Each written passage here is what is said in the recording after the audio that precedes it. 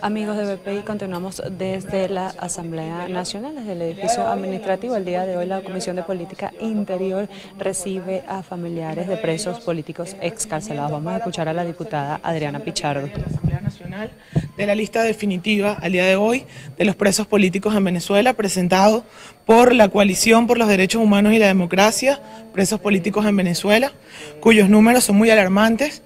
Ellos nos hablan de, hay 192 personas de la sociedad civil venezolana presos políticos, 154 militares, 12 estudiantes, 16 políticos, 13 policías, 13 personas en delicado estado de salud, 2 menores de edad con boleta de excarcelación, 154 detenciones arbitrarias de militares y 19 mujeres.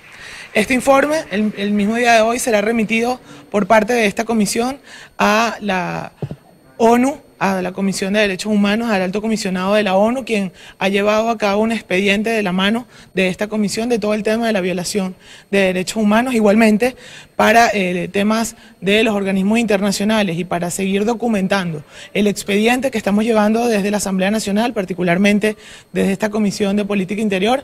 Vamos a recibir a unos 15 familiares de presos políticos luego del proceso de excarcelación que se diera en los últimos días para verificar el estado de salud, el proceso judicial y el estatus en el que se encuentran sus familiares. Desde esta asamblea seguimos comprometidos con el tema de la libertad, con la bandera, la lucha por los presos políticos, así que el día de hoy una vez más estamos recibiendo a los familiares, sesión que se repetirá en las próximas semanas hasta así atender a la mayor cantidad de familiares de presos políticos que posteriormente, levantado este informe actualizado para los organismos internacionales, serán llevados a la plenaria de la Asamblea Nacional para terminar de dar nuestra denuncia sobre la situación actual y el número final para el día que lo hagamos de presos políticos en Venezuela, recordándole que de todos los excarcelados que el gobierno dice haber dado libertad en los últimos días, solo 71 fueron presos políticos. El resto se trataban de personas con delitos comunes que estaban por razones absolutamente distintas a las que conocemos como presos políticos. ¿Esta lista que le dan de cuánto es el total?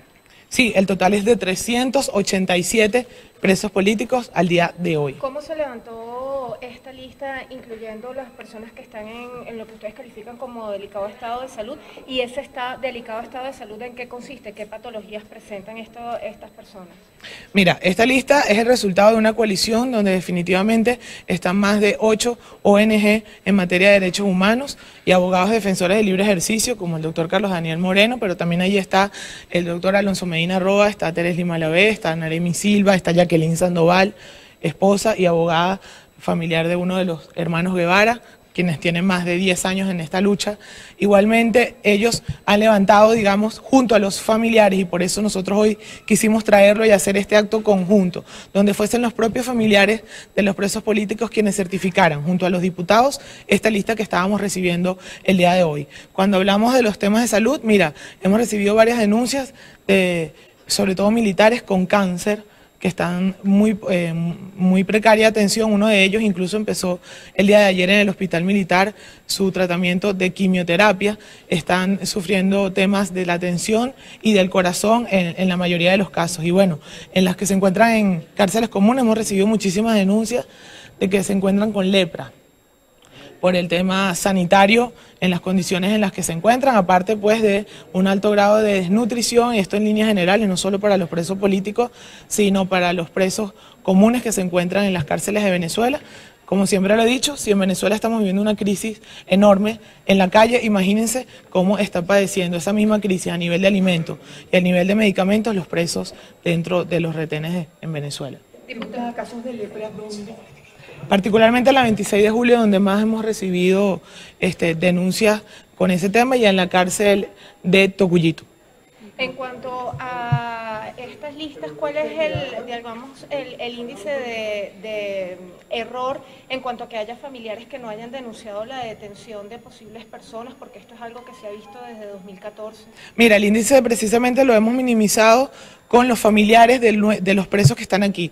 Ellos son los que nos hablan de los compañeros Es decir, yo tuviese un familiar detenido, pero él está con un compañero que nadie sabe quién es ese familiar y ese mismo detenido el que nos ha pasado la información. Mira, mi compañero es un preso político, se llama fulano de tal, esta es su cédula, este es el número de expediente, su abogado es fulanito de tal. Esta coalición cuenta con la mayoría, casi el 80-90% de los expedientes de todos estos casos.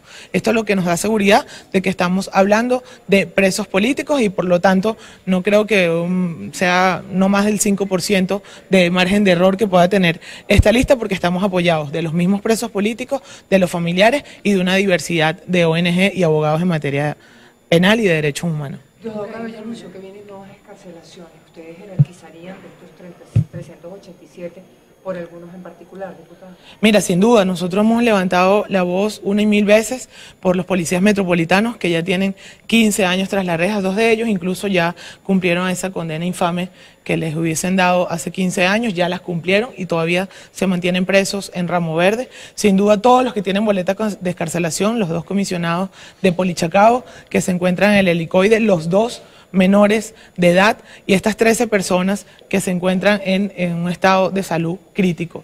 Sin embargo, bueno, estaremos monitoreando, como siempre lo hemos hecho, junto a esta coalición, junto a los familiares, ese tipo de excarcelaciones. La información que tenemos es que si se da algún tipo de excarcelación ya será vía directamente de un tribunal, más no montarán ningún otro show, digamos, en la Casa Amarilla. ¿Usted es familiar de?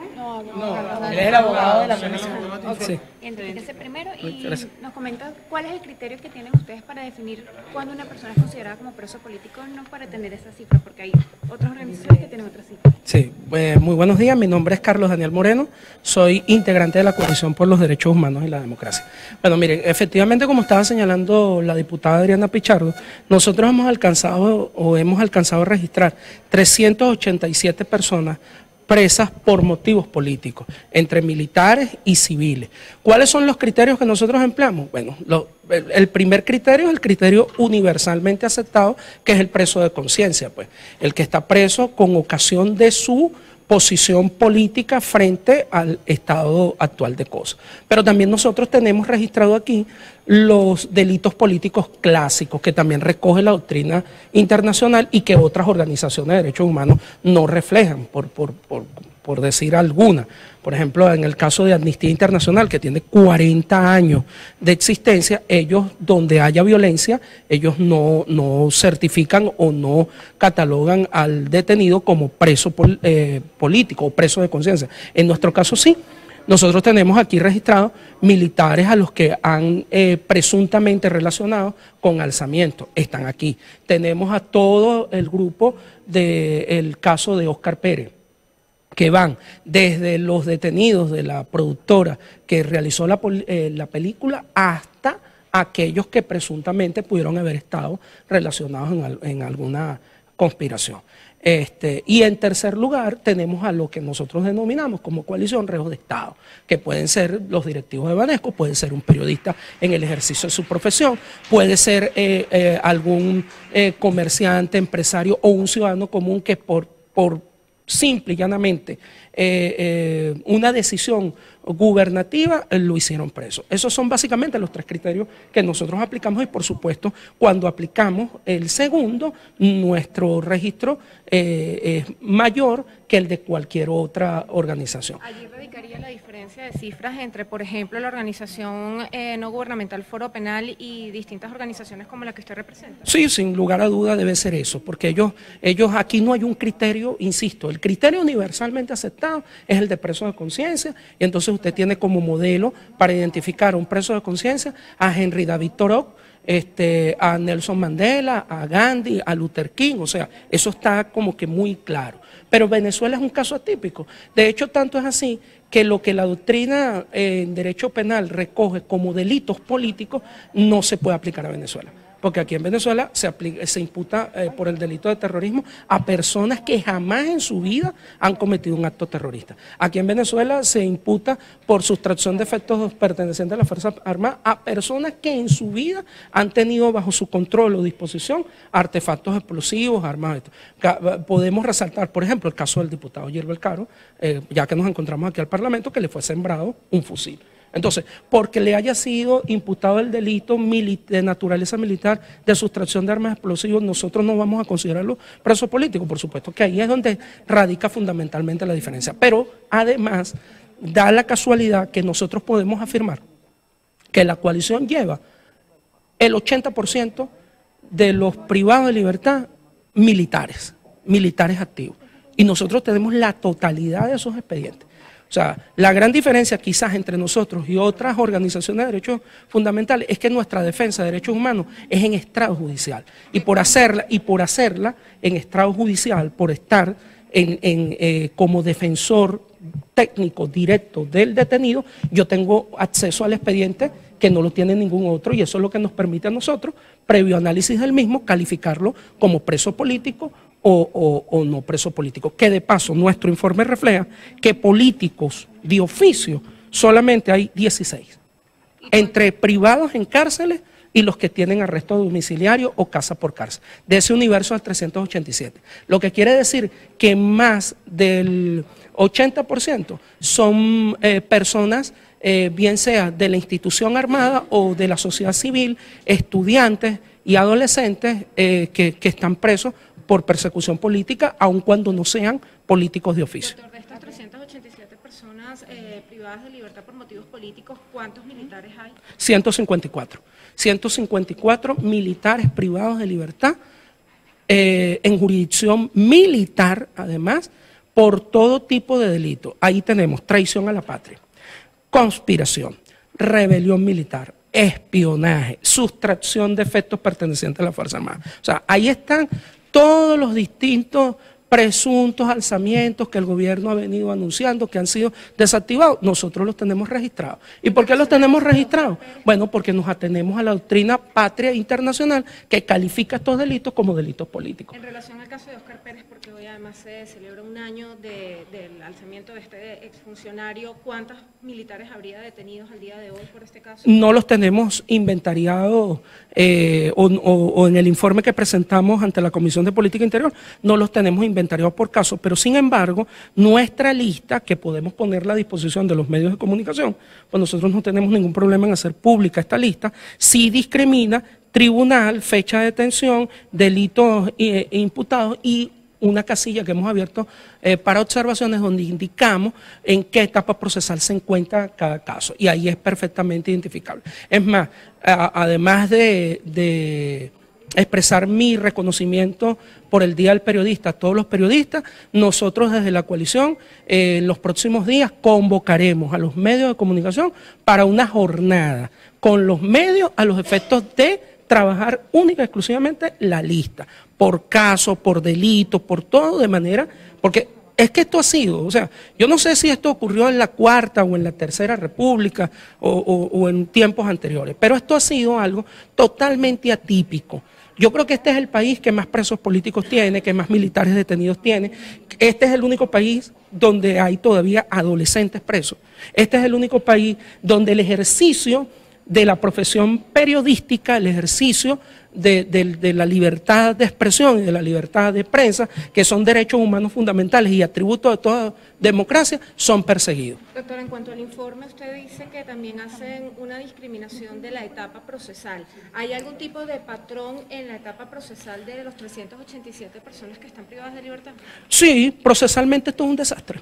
Procesalmente en todos estos casos se quebrantan tratados internacionales aún vigentes en Venezuela. Pero, como ¿cuántos están pasados a juicio? ¿Cuántos están apenas en la audiencia preliminar? En el informe discriminamos en esa casilla, porque vale recordar, por ejemplo, que en el caso de Loren Saleh, cuya defensa técnica la lleva la señora Teresli Malavé junto al doctor Juan Luis González, él lleva 47 diferimientos de la audiencia preliminar, por ejemplo.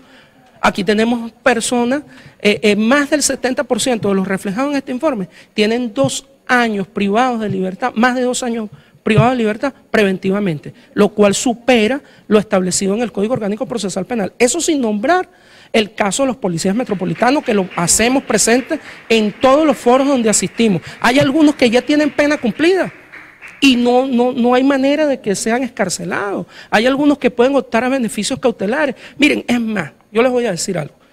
el único que tiene, el único responsable de esta situación, más allá de las violaciones graves de los derechos humanos que nosotros podemos denunciar, es el gobierno nacional. Porque el Estado venezolano puede disponer perfectamente de oficio, sin que el Ministerio Público se lo pida y sin que la defensa se lo pida, el otorgamiento de los beneficios de ley para aquellos que ya están en la fase de ejecución de condena o de medidas cautelares sustitutivas para los cuales se encuentran en la fase del proceso. En cuanto a esta certificación que se les pide hacer a la ONU, ¿en qué consiste esta certificación? Eso es un dato importante. Nosotros estamos entregando hoy este informe ante la Comisión de Política Interior de la Asamblea Nacional a quienes, parlamentarios a quienes expresamos nuestra mayor gratitud, pero simultáneamente este informe está siendo entregado ante la Organización de Naciones Unidas en el día de hoy, ante el Alto Comisionado de los Derechos Humanos de las Naciones Unidas, y está siendo entregado también simultáneamente a una comisión del Parlamento Europeo que se encuentra en este momento en la frontera venezolana. Bien, escuchábamos declaraciones del abogado Daniel Moreno, que en el día de hoy ha venido a la Comisión de Política Interior con un grupo de familiares de presos políticos para entregar un informe de parte de la Coalición en Defensa de los Derechos Humanos, donde se especifica el número de presos políticos. Estaríamos hablando de más de 380 presos políticos que se mantienen el día de hoy, entre ellos menores de edad y 154 militares presos. Este expediente que han consignado ante la Comisión de Política Interior está siendo paralelamente entregado a la Organización de Naciones Unidas y al Parlamento Europeo para seguir pues en lo que ellos han denominado su lucha por la liberación de estos presos políticos y que esperan que estas excarcelaciones se den lo más pronto posible. Desde Caracas, Venezuela, Ana Rodríguez Brazón para BPI TV.